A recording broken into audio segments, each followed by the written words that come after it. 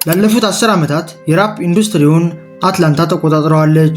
ነገር ግን ከዘፈኖቹ ጀርባ አደገኛ የሆኑ ወንጀሎች የሚሰሩ ሲሆን ይህም ለብዙ ሰዎች ህይወት መጥፋት ምክንያት ነው። ያንግ ተግ እና YFN ሉቺ አትላንታ የሚገኙ ራፐሮች ሲሆኑ ሁለቱ ባስነሱት ጸብ ምክንያትም የብዙ ሰዎች ደም ፈሷል። በዛሬው ቪዲዮም ሙሉ የቢፍ ታሪካቸውን ነግራችኋለሁ። ወደ ቪዲዮው። ያንግ ተግ ማለት በራፕ ኢንዱስትሪው ተወዳጅ ሲሆን መጀመሪያ አካባቢ መታወቅ ሲጀምር ባህሪውና የፋሽን ምርጫው ብዙዎችን ያስገርም ነበር። ለምሳሌ እዚህ ጋር የአልበም ከቨሩ ላይ ቀሚስ የሚመስል አለባበስ የለበሰ ሲሆን ብዙዎችም በዚህ ሲቀልዱበት ነበር። ነገር ግን ቆይቶ ይህንን ልብስ ለምን እንደለበሰ ሲያስረዳ በቀሚሱ ውስጥ AK-47 እንደያዘ ተናግሯል። ያንግ ተግ ለአዳዲስ ራፐሮች መንገድ የከፈተ ሲሆን ለምሳሌ እንኳን ሊል ቤቢ እና ጋና በታግ ስር የነበሩ ራፐሮች ናቸው። ያንግ ተግ ተወልዶ ያደገው ጆንስቦሮ ሳውዝ ፕሮጀክት በተባለ ሰፈር ሲሆን ሁሉም ወንድሞቹም ስትሪት ላይ በመሆናቸው እሱም የስትሪት ላይፍን ጀመረ። ገና በ9 ዓመቱም የተለያዩ አደገኛ ድራጎችን ይሸጥ የነበረ ሲሆን 6ኛ ክፍል እያለም መምህር ጋር ተደባድቦ ከትምህርት ቤት ተባሯል። በጊዜው መምህሩ ስለተጎዳ ቀጣዮቹን 4 ዓመታት በጁቪ እንዲያሳልፍ ተፈርዶበታል። ያንግ ተግ በክሊቭላንድ አቪኑ የሚገኙት ብለዶች አባል ሲሆን ራሳቸውንም ROC እያሉ ይጠሩ ነበር። ይህም ማለት ሬዝድ ኦን ክሊቭላንድ ሲሆን በውስጣቸውም ጨካኝና አደገኛ የሆኑ አባላት ይገኛሉ። ያንግ ተግም ሰፈሩ ውስጥ መሪ ሲሆን ከቆይታ በኋላም YSL የተሰኘውን የራሱን ብራንድ መስርተዋል። ፖሊሶችም YSL የተሰኘው ቡድን የጌንግ ግሩፕ ነው ያሉ ቢሆንም እነ ያንግ ተግ ግን የሪከርድ ሌብል እንደሆነ ጠቅሰው YSL ማለትም ያንግ ስቶነር ላይፍ ማለት እንደሆነ አስረድተዋል። ያንግ ተግ እንዳለውም YSL የተመሰረተው አዳዲስ ራፐሮችን ለማገዝ እንደሆነ ሲሆን የተገኙት መረጃዎች እንደሚያስረዱት ግን የYSL አባላት ይህንን የሪከርድ ሌብል ተገን አድርገው የተለያዩ አደገኛ ወንጀሎችን እንደሚሰሩበት ነው። ያንግ ተግ ይህንን ሌብል እንደመሰረተም ጋናንና ሊል ዳክን ያስፈረማቸው ሲሆን ከቆይታ በኋላ ደግሞ እነ ሊል ጋቲን ጨምሮ የተለያዩ ራፐሮችን አስፈርመዋል። በአጭር ጊዜ ውስጥም የራሱን ኢምፓየር የገነባው ያንግ ተግ በራፕ ጌሙ ትልቅ እየሆነ መጣ። የያንግ ተግን ኢንፍሉዌንስ ለመናገር እንኳን አሁን ድረስ ብዙ ራፐሮች የሚጠቀሟትን ስላይም የምትለዋን ቃል መጥቀስ ይቻላል። ይችን ቃል ታዋቂ ያደረጋት ያንግ ተግ ሲሆን በ2010 ስላይም ሲዝን የተሰኘ ቴፕ ካወጣ በኋላ ፕሌይቦይ ካሪ እና ድሬክን ጨምሮ ሌሎች ራፐሮችም ስላይም የምትለዋን ቃል መጠቀም ጀመሩ። ያንግ ተግ በ2010 የለቀቀው I came from nothing የተሰኘው ሚክስቴፕ በብዙዎች የተወደደ ሲሆን የጉቺ ሜንን አቴንሽን አግኝቶ ወደ ሌብሉ ያስፈረመውም በዚህ ሚክስቴፕ ምክንያት ነው። በዛው ዓመትም 1017 ተግ የተሰኘ ሚክስቴፕ የለቀቀ ሲሆን ብዙ አድናቂዎችንም አግኝቶበታል። ያንግ ተግም በፍጥነት እያደገ የነበረ ሲሆን መሪው የነበረው ጉቺ ሜን ግን በ2013 ይታሰራል። በዚህም ተደናግጦ ይወድቃል ተብሎ ሲጠበቅም የበለጠ ስራውን እያሻሻለ መጣ። ከበርድማን እና ሪች ሆሚ ኳን ጋር በመሆንም ሪች ጋንግ የተሰኘውን ግሩፕ መሰረቱ። በ2014 የለቀቀው ስቶነር የተሰኘው ትራክም ብሬክአውት ሂት ሆነለት። በዚህ ዘፈንም በአትላንታ ስላሉት ጌንጎች የዘፈነ ሲሆን ይህ ዘፈንም አሁን ድረስ አትላንታ ውስጥ በጣም ተወዳጅ ዘፈን ነው። ተግም ኢንዱስትሪው ላይ በፍጥነት እያደገ ያለ ሌላ የአትላንታ ራፐር በትንሹም ቢሆን እየታወቀ ነበር። YFN ሉቺ የተሰኘው ራፐር ሳመር ሂል ሮድ በተሰኘው ሰፈር ያደገ ሲሆን እሱም እንደ ያንግ ተግ ገና በህፃንነቱ ድራጎችን ይሸጥ ነበር።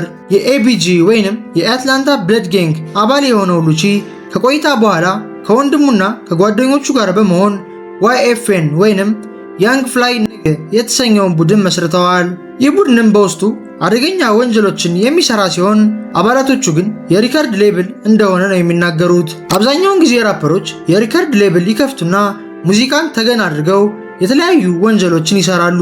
የዚህ ወንጀል ቡድን አባል መሆንም ከባድ ቅጣት የሚያስከትል ሲሆን የምንም ወንጀል ተሳታፊ ባትሆኑም እንኳን አባል በመሆናችሁ ብቻ ካጠፉት አባላት የማይተናነስ ፍርድ ይፈረድባቸዋል። የሉቺ ወንድም የሆነው YFN ኬም ሉቺን ወደ ራፕ እንዲገባ የረዳው ሲሆን አትላንታ ውስጥም ክብር ስላለው ሉቺ በብዙዎች እንዲፈራ ሆኗል። ሉቺን ሌላ የረዳው ሰው ደግሞ ቢግነት የተሰኘው የያንግ ተግ ጓደኛ ሲሆን ኢንዱስትሪ ውስጥ ብዙ ራፐሮችን ስለሚያውቅ ለሉቺ እድል እንዲሰጡት አድርጓል። በጊዜውም ያንግ ተግ እና ሉቺ በቢግነት ምክንያት የተዋወቁ ሲሆን በመካከላቸውም ምንም ጸብ አልነበረም። ነገር ግን ያንግ ተግ እና ሉቺ በደንብ እየታወቁ ያለ አትላንታን ከሁለት የሚከፍል አደገኛ ክስተት ተፈጠረ። ጃንዋሪ 2015 ላይ ቢግነት ድራይቭ ባይ ያጋጥመውና ይገደላል። ቢግነት ከጓደኞቹ ጋር አንድ ፀጉር ቤት አካባቢ ቆሞ ነበር። ከየት መጣ ሳይባልም አንድ መኪና ይቀርባቸውና የጥይት ናዳ ወርዶ ያመልጣል። በጊዜውም ቢግነት የሞተ ሲሆን የ20 ዓመትና የ14 ዓመት ሰዎችም ክፉኛ ተጎድተው ነበር። ፖሊስም ብዙም መረጃ ባያገኝም ጉዳዩ ግን የጌንግ ጸብ እንደሆነ ተናግረዋል። ቢግነት ማለት አትላንታ ውስጥ በጣም የተከበረ ሰው ሲሆን የአትላንታ ጌንጎችም እሱን በማጣታቸው በጣም አዝነዋል። ቢግነትን የገደለው ሰውም አሁን ድረስ ያልታወቀ ሲሆን አንዳንድ መረጃዎች ግን YSLዎች እንደፈጸሙት ያሳያሉ። የቢግነትን ሞት ተከትሎም ከ37 በላይ ወንጀሎች የተፈጸሙ ሲሆን ከነዚህም ውስጥ 4ቱ ሞት ነበሩ። ሌላው የቢግነት ሞት የአትላንታን ራፐሮች የከፋፈለ ሲሆን ሉቺም ከቢግነት ጋር ስለነበራቸው ግንኙነት ደጋግሞ ዘፍነዋል። አትላንታ የሚገኙ ራፐሮችም ከYSL እና ከYFN መምረጥ ያለባቸው ሲሆን ብዙ የያንግ ተግ ጓደኞችም ተግንትተው YFNን ተቀላቅለዋል። አትላንታ ከሁለት በመከፈሏም ብዙ ወንጀሎች የተፈጸሙ ሲሆን ሉቺም ቤቱ ላይ በተደጋጋሚ እንደተተኮሰበት ተናግሯል። ማን እንደፈጸመው በግልጽ ባይናገርም ብዙዎች የYSL እጅ እንዳለበት ያምናሉ። የሁለቱ ራፐሮች ጸብም ወደ ሶሻል ሚዲያ የዞረ ሲሆን ፌብሩዋሪ 2016 ላይም ሉቺ የያንግ ተግ ፍቅረኛ ጋር አብረው እንዳደሩ ትዊተር ላይ ይጽፋል።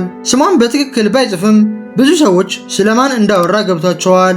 ከቆይታ በኋላም ሉቺ ኢንስታግራም ላይ 100,000 ፎሎወር ካስገባችሁኝ ከያንግ ተግ ፍቅረኛ ጋር ያወራነውን ስክሪንሾት እለቃለሁ ያለ ሲሆን ወዲያውም ኢንስታግራም ላይ 100,000 ፎሎወር በመግባቱ ያወሩትን ወሬ ስክሪንሾት ሶሻል ሚዲያ ላይ ይለቀዋል። በዚህ ስክሪንሾትም ሊገናኙ ሲሉ ያወሩት ቴክስት የተገኘ ሲሆን በዚህም ያንግ ተግ በጣም ተናዶ ነበር።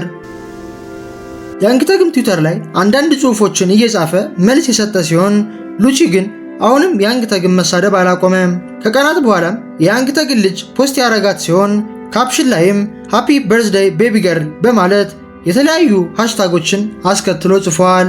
ይህንን ያደረገውም በልጁ ሊበቀለው እንደፈለገ ለማሳየት ነበር።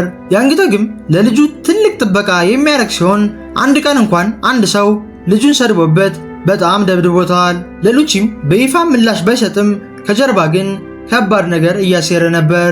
ለትንሽ ጊዜም ጸባቸው የበረደ ሲሆን ያንግ ተግም በብዙዎች እየታወቀ መጣ። የድሬክ ሞር ላይፍ የተሰኘው ፕሮጀክት ላይም የተሳተፈው ያንግ ተግ በ2017 ጄፍሪ የተሰኘውን ስኬታማ ሚክስቴፕ ለቀቀ። ይህ ሚክስቴፕም ከፍተኛ የሆነ ኮሜርሻል ሰክሰስ ያመጣ ሲሆን በጊዜውም YFN ሉቺ በብዙዎች እየታወቀ ነበር። በ2016ም ሉቺ ከPNB ራክ ጋር በመሆን ኤቭሪዴይ ዊል ኢት የተሰኘ ሙዚቃ የለቀቀ ሲሆን የተለያዩ ሚክስቴፖችንም አከታትሎ ለቋል።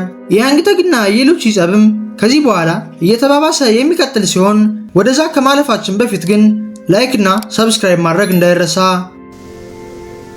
በ2017 ያንግ ተግ ቢዩቲፉል ታገር ገርልስ የተሰኘ ፕሮጀክት የለቀቀ ሲሆን ይህ ፕሮጀክት የተለቀቀውም በቱፓክ የልደት ቀን ነበር። ያንግ ተግም ትዊተር ላይ ፕሮጀክቴን በቱፓክ የልደት ቀን የለቀቁበት ምክንያት እኔ አዲሱ ቱፓክ ስለሆንኩ ነው ብሎ የጻፈ ሲሆን YFN ሉቺ ደግሞ ቱፓክ ቀሚስ አይለብስም በማለት በአልበም ከቨሩ ቀልዶበታል። ያንግ ተግ ደግሞ ወዲያው ሪፕላይ አድርጎ ዛቻ ያስተላለፈ ሲሆን አርፎ የማይቀመጥ ከሆነም እንደሚገለው ጽፏል። ይህ ቢፍም ሶሻል ሚዲያ ላይ ብቻ ሳይሆን መሬት ላይም እየወረደ መጣ። በ2018ም የያንግ ተግ ቀኝ እጅ የሆነው YSL ዱክ አደገኛ ተኩስ ውስጥ ገባ። በደህንነት ካሜራ እንደታየውም ዱክ ከአንድ ስትሪፕ ክለብ ሲወጣ መሳሪያ የያዙ ሰዎች እየተኮሱ ያባሩታል። ዱክም እንደምንም መኪና ፈልጎ የተደበቀ ሲሆን ምንም ጥይት ሳይነካውም ተርፏል። ወዲያውም ተኳሾቹ የተያዙ ሲሆን ዱክም ለፖሊሶች መረጃ ሰጥቷል በሚል ሲሰደብ ነበር። ነገር ግን ዱክ የተለያዩ ፋይሎችን በማሳየት ስኒች እንዳላደረገ አስመስክሯል። ይህንን ስላችሁ ሊገርማችሁ ይችላል።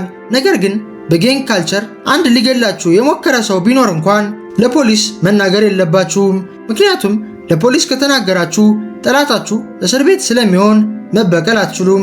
በተጨማሪ ደግሞ ጠላታችሁን እንደፈራችሁ ነው የሚያሳየው።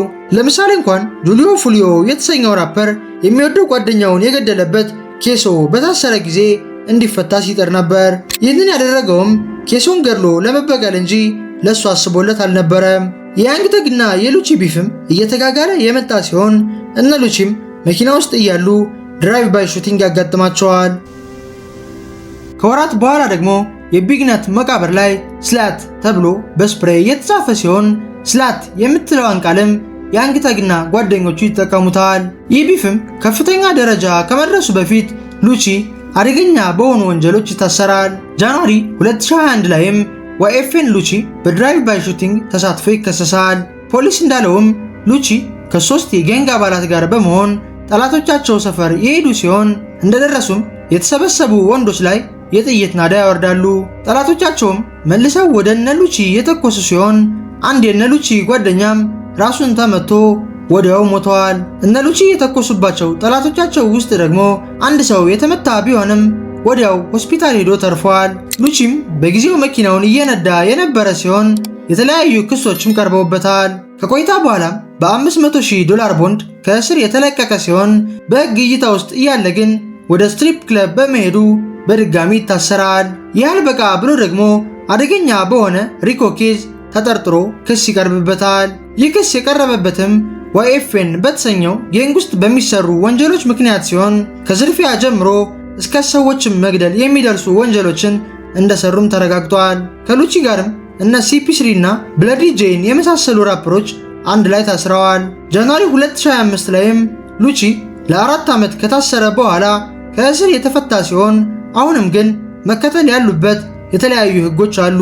ያንግተግም አንድ ኢንተርቪው ላይ ከሉቺ ጋር ስላለበት ቢፍ ሲጠየቅ ኒፕሲ ሃስል ከሞተ በኋላ ቫዮለንስን እንዳቆመ የተናገረ ሲሆን ከማንም ራፐር ጋርም ቢፍ እንደማይፈልግ ገልጿል። የዛሬ ቪዲዮአችን ይህን ይመስል ነበር። በቀጣይ ቪዲዮ እስከምንገናኝ ሰላም ሁኑ።